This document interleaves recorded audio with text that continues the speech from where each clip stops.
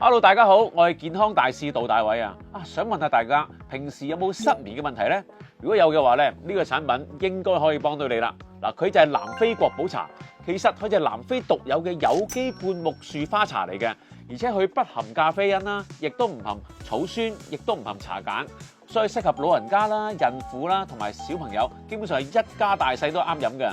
嗱，其實只可以睡前飲一包嘅話咧，咁就有助改善失眠啦，同埋可以提升我哋嘅睡眠質素，而且係含有豐富嘅微量元素，而且佢抗氧化成分啊係綠茶嘅50倍啊！你話勁唔勁咧？嗱，而且咧佢聞落咧都幾清新㗎，飲落去咧亦都個味有啲甘甘地啦，幾好飲嘅。同埋如果咧除咗飲之外，仲可以外敷嘅喎。嗱，當你如果有啲濕疹嘅問題咧，只要將佢敷喺患處嘅話，仲有效改善我哋濕疹行癢嘅情況㗎。所以你話係咪好正咧？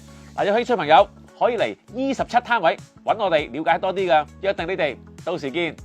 南非國寶茶係2013年被時代刊評為全球最健康嘅茶飲品，係唯一獲南非心臟及中風基金認的護心茶，每日3包適或有助於穩定三高。現時南非國寶茶在健康博覽分別有20至40蚊嘅優惠，千祈唔好錯過啊！